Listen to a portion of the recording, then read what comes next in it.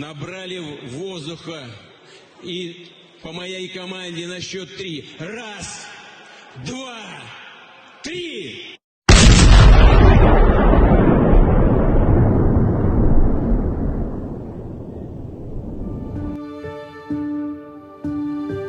Hello everyone. First let me apologise for the length of time this has taken. I've restarted this video 3 times in the past 2 weeks, but I'm not even annoyed about it.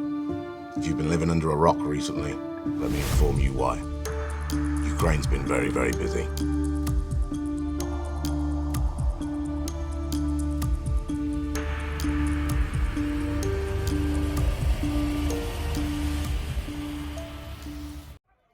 Malian and Wagner forces were engaged in combat near the settlement of Tanzuten on the Algerian border when they were ambushed on July the 27th.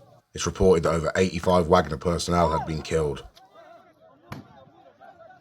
F-16s have also finally arrived in Ukraine, are in inactive combat and air defence operations. The F-16s will enhance Ukraine's military strength, especially by increasing its air defence. The planes Kiev has received are ideally suited to the task of shooting down the Russian missiles and drones that are regularly fired at the Ukrainian cities and vital infrastructure. I'm pretty sure as well, the first day the F-16s were announced in Ukraine, an FPV drone pilot managed to take out a Russian helicopter in flight. Heroium Slava. It was always going to happen though, wasn't it? It was just a matter of time. I said that on my Telegram. For anyone who's a Telegram user, check out Mordor's Madness. Russian military officers killed in Ukraine has surpassed 4,500. These two here were sent out to collect the Russian dead before they noticed that they were being observed by a Ukrainian reconnaissance drone. Shit themselves, panicked, anything for a few grams off the truck in weight. Just chucking the Russian dead out the back of the truck. In other news from Mordor, there's a lucky bunch of children who are going to spend summer camp in North Korea. But fear not, the ones who are left have the option to go to military training in Siberia. Mordor. And I really thought that was that. And then, Ukraine invades Russia.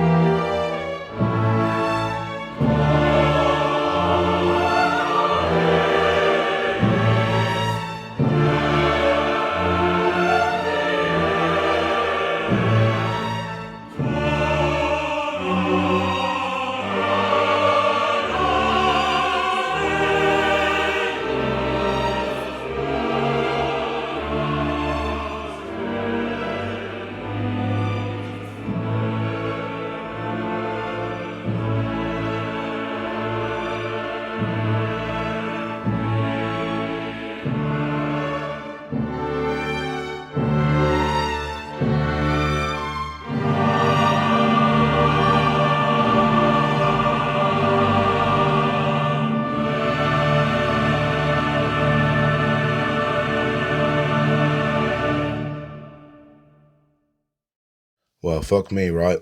That came as a bit of a surprise.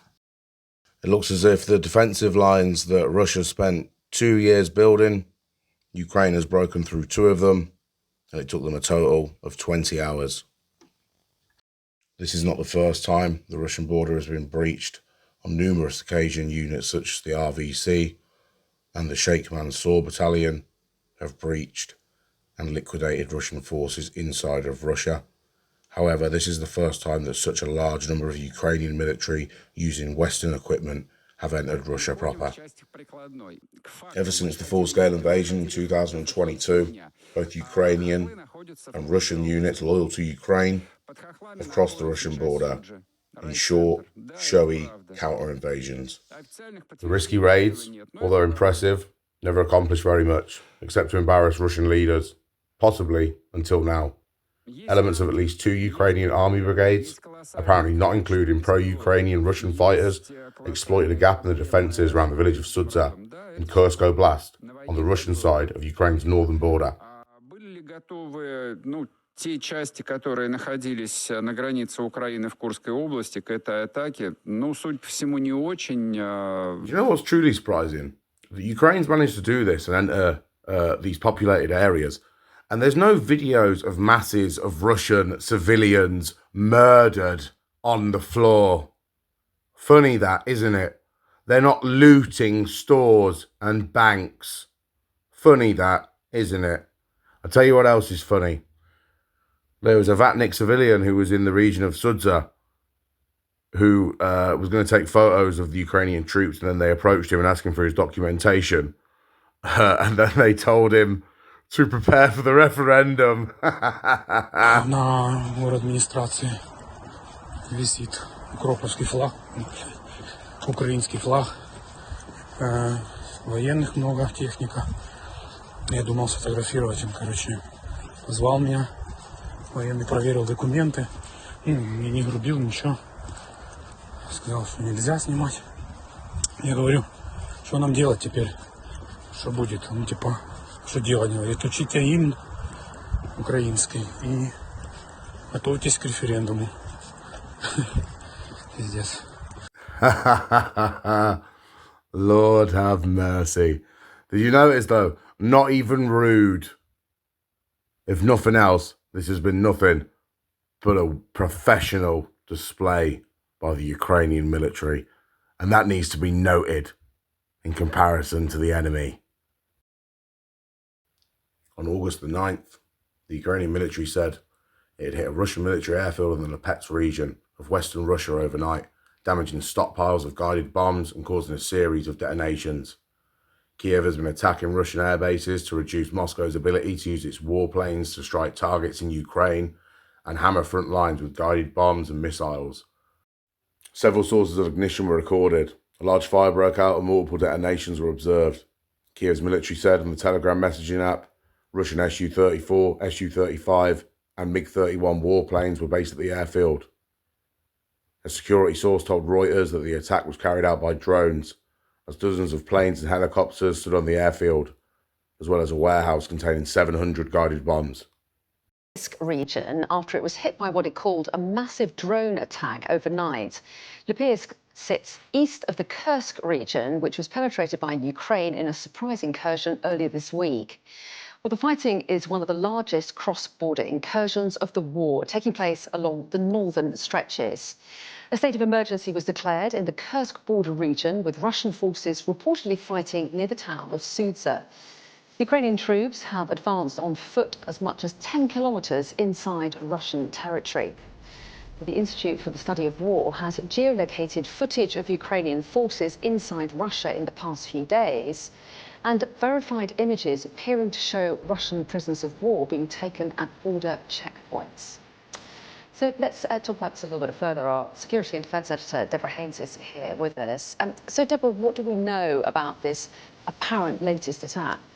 Well, the Ukrainians haven't said anything publicly. I mean, we know that in the past they have launched drone strikes, missile strikes into Russian territory. It's been this evolving tactic that they've been using, taking the fight to Russia, taking out targets that Russia has been using, or military weapons and weapon systems, aircraft that Russia has been using to hit Ukraine. It's been able previously to strike Ukraine with relative impunity from the safety of Russian territory. And what Ukraine clearly wants to do is to take away that feeling of impenetrability. And it's done that in an extraordinary and very surprising move this week. It's caught not just the Russians off guard, but many people in Ukraine off guard, as well as allies like the UK.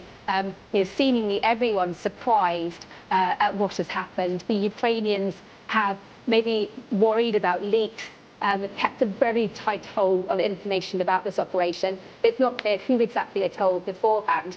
They haven't spoken publicly confirming what is going on anyway. But if it is confirmed, and clearly the geolocated images show Ukrainian troops on the ground in Russia, not just with Ukrainian vehicles, but also maybe with German vehicles gifted by Germany, by the United States, so using this Western weaponry to help with this offensive. And that would be the first time that they have done this since the beginning of Russia's full-scale invasion. There have been previous incursions, but they've been previously claimed by groups of Russian citizens that have defected to join to fight on the Ukrainian side. So this will be the first time that the Ukraine has, on the ground, gone into Russia to fight and try to hold territory. Exactly what's happening, though, is very unclear. We have to rely on what the Russian side is saying and what geolocated images are saying. But clearly, it started on the early hours of Tuesday morning, and here we are on Friday.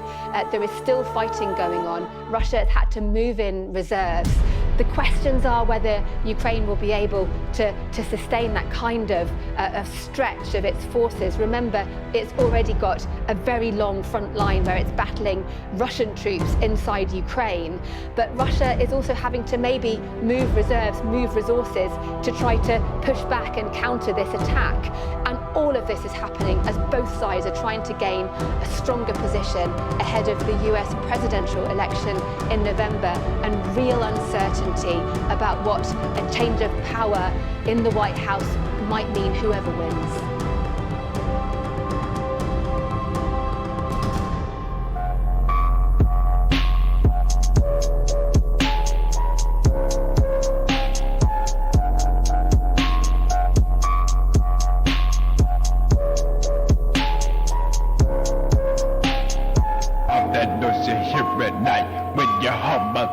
All this shit in my head, yeah, you don't wanna know. On your knees, begging for your life. Aim my 44 till you don't, now you're gone. Knife cutting straight to the fucking bone. Hand full of pills, don't know what the fuck they for. Tell them bitches, but you know the devil can't fucking overdose. Darkness taking over all the souls, the look of terror on the faces of the masses. Poison is a form of disease.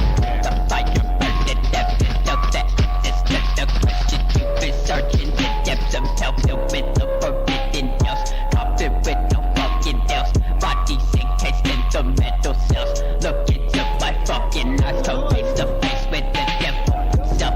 My lungs are giving out, no air for me to up and breathe. No life in front of me, the darkness is all I pop, you see. Fuck your God, hang him up on the fucking cross. Execute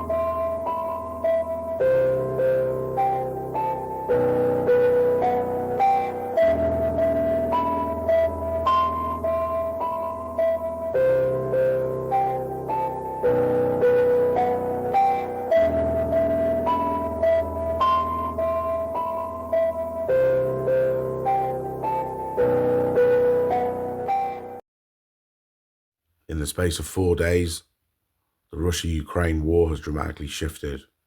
The incursion of Ukrainian forces into Russia's Kursk region has quickly turned into the largest territorial gain by either side since the successful Ukrainian counter-offensives in Kharkiv and Kherson in the fall of 2022.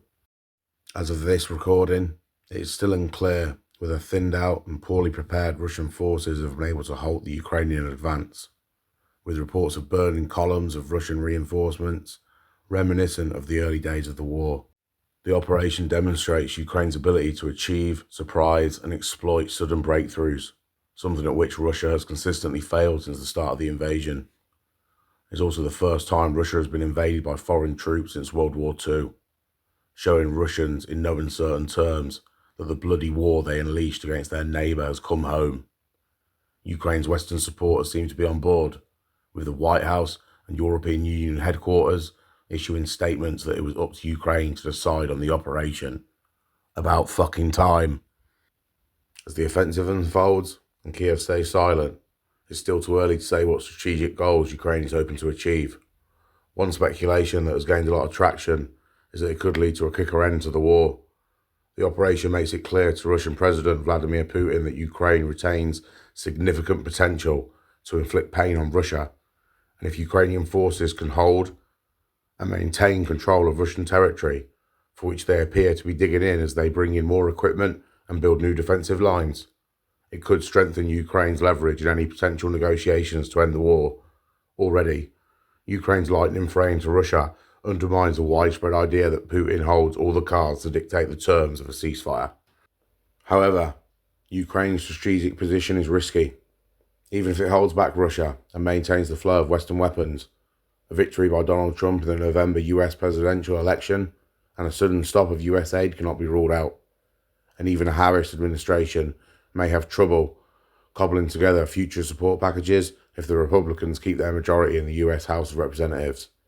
Zelensky may have decided to gamble to change and accelerate the dynamics of the war, including greater leverage if negotiations end up taking place sooner than anticipated.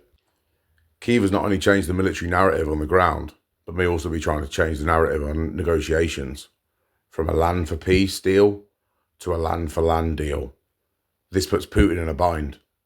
Loss of control over parts of Russia proper is an enormous embarrassment for the Kremlin. But since their illegal annexation by Russia, the Ukrainian territories Putin seeks to keep are also part of the state territory he is obliged to defend.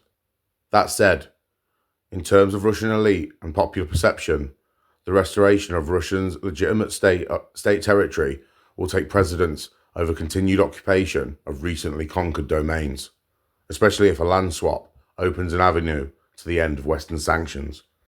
In a way, the new Ukrainian strategy may provide an opening for doves in the Russian leadership, assuming they exist and have any influence over Putin, to argue that the annexation should be reversed in order to restore Russia's territorial integrity. As long as Ukraine can hold on to its captured territories in Russia, there will be a strong pressure on Putin to return them under Moscow's control. None of this, however, changes the most fundamental problem with a negotiated outcome: the fact that Russia has ignored just about every agreement it has signed with Ukraine. But for Ukrainians and their Western supporters hoping for an end to the war, some intriguing possibilities may soon be on the table. A federal state of emergency has been declared in the Kursk region, a move that underlines how grave the current situation is. Russia said that up to 1,000 Ukrainian troops, supported by tanks and armoured vehicles, entered the Kursk region as the offensive began. The Russian Defense Ministry said it was continuing to repel Ukraine's military, which it claimed had lost more than 280 personnel in the past 24 hours, a figure that has not been independently verified. Reports suggest that Ukrainian troops are operating more than 10 kilometres, 6 miles, inside Russia, the deepest cross-border advance by Kyiv since Moscow launched its full-scale invasion of Ukraine in February 2022. Ukraine has not openly admitted the incursion, but President Volodymyr Zelensky said on Thursday that Moscow must feel the consequences for its invasion. Fighting in Kursk has edged gradually closer to a nuclear power plant, prompting the UN nuclear agency to release a statement urging the two sides to exercise maximum restraint. The fog of war is certainly significant at the minute. But as more information becomes available and as more events unfold in the next few days, I'll definitely keep you updated. Now, moving on to the Russian way of war part 2, the colossal fuck-ups the Russian military command has repeatedly carried out in Ukraine. I think we'll start with the Russian winter offensive of Vuhledar. It's hard to say why the Kremlin would launch yet another assault on a Ukrainian strongpoint that repeatedly has resisted earlier assaults. According to Ukrainian and Western intelligence officials, Russian and Ukrainian military bloggers, satellite photographs and other open sources, a collection of Russian Marine infantry and other units suffered catastrophic losses in an effort to capture the Donetsk region town. Located less than 2 kilometers north of the town of Pavlivka, Vuhledar is a coal mining town with a pre-invasion population of 14,000, with drab Soviet-style apartment blocks set amid a flat, open landscape. Russian forces have controlled Pavlivka since around November 2022, after units including the Pacific Fleet's 155th Naval Infantry Brigade led a charge to recapture it from Ukrainian troops who seized it a few months earlier. The naval unit suffered such major losses that a group of Marines released an open letter addressed to the governor of the Primoya region in the Russian Far East, where the unit is based. The letter, published on a well-known Russian military telegram channel, ripped into the commanders, saying 300 soldiers were killed, wounded or went missing in 4 days, and half of the brigade's equipment was destroyed. The reason why Russia appears to be relentlessly sending its citizens to die for Vuhledar was often attributed to perceived political and public expectation and pressure on the Kremlin. However, the town's relative high elevation makes it optimal for staging artillery and rocket systems to threaten not only Pavlivka, but also the east-west T0509 highway, which leads to a bigger highway connecting the port of Mariupol and the major city of Donetsk. Beginning the last week of January, after weeks of a rumoured build-up of Russian forces in the district, Russian units again attacked Vuhledar. Units from the 155th Brigade, as well as the 40th Naval Infantry Brigade, based on the Pacific Peninsula of Kamchatka. A unit of mobilised soldiers from the Tatarstan region was also part of the assault. It didn't go well. By the end of the first week of February, the Russian offensive apparently stalled. According to Rybar, a telegram channel believed to have close links to the Russian Defense Ministry, Russian commanders then tried a flanking assault from the north, but that failed in the face of fierce Ukrainian artillery and drone strikes from higher ground and heavily landmine approaches to the town. Estimates by Ukraine's general staff said Russia lost at least 130 armoured vehicles, including 36 tanks. In an interview with the Russian website 7x7, published on February the 13th, a man identified as a member of the 3rd Company of the 155th Brigade said that only 8 members of the unit survived the assault, and up to 500 soldiers in total may have been killed. The following is a quote from that Russian soldier. "Those who survived are being called deserters. It would have been better if I had been captured and just never returned. Moved to the worst.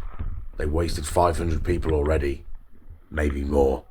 Catastrophic Russian losses suffered during fierce fighting centred on the town of Vuhledar have been documented in the diary of a captured Russian military officer.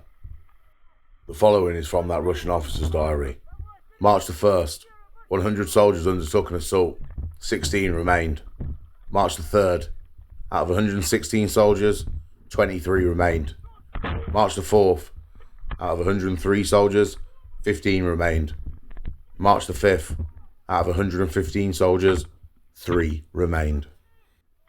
General Rustam Muradov, a top Russian commander in Ukraine, was dismissed in the wake of unsuccessful Russian assaults near the eastern Ukrainian town of Vuhledar, 2 defense ministry sources told the Moscow Times. Russian attacks on the strategic coal mining town in January and early February 2023 resulted in heavy losses of men and equipment. In one notorious incident, dozens of Russian tanks were reportedly destroyed after being ordered to advance in single file because of a lack of demining equipment.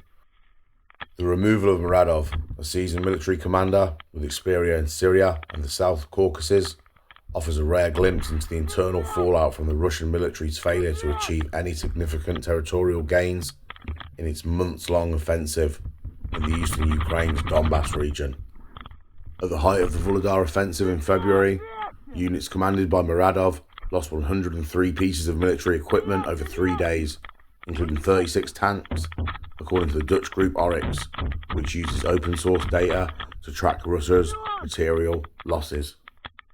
Muradov had the Russian military repeatedly attacking in small mechanized formations through minefields across open terrain, and they accomplished nothing in Vuhledar, military analyst Michael Kaufman told the Moscow Times. Influential Russian pro-war bloggers and even soldiers serving under Muradov have criticised his leadership and disrespect for soldiers' lives. The Ukrainians had surveilled the area heavily. They knew what approaches the Russians would take, and they laid clear minefields. They had their artillery dialed in, and the area was being heavily surveilled by drones.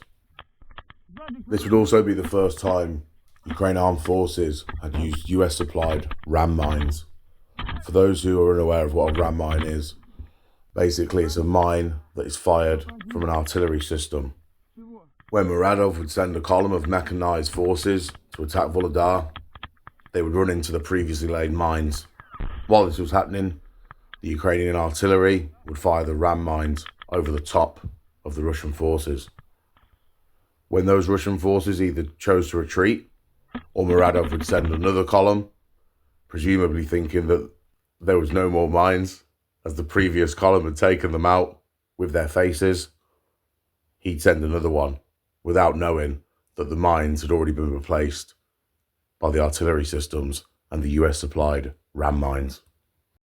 Alongside this, Ukraine had teams of ATGM crews set up around the perimeter of Vuhledar. They also had tanks that were dug into the earth to provide concealment to attack the already ambushed Russian forces. FPV drones and artillery would then also pepper the Russians, causing complete and utter devastation. The complete disregard for their own citizens' lives and their own military's equipment and hardware is even more surprising when you consider that this same mistake was not only made on the approach to Kyiv, but also in Bucha, where tightly formed convoys of Russian military equipment was devastated by targeted Ukrainian artillery fire. Just for the sake of time, I'm going to end this piece here. Once again, I do apologise for how long the gap was in between uploads. It will not happen again. I appreciate everyone's patience. Thank you all for watching. Slava Ukraini. Herium Slava.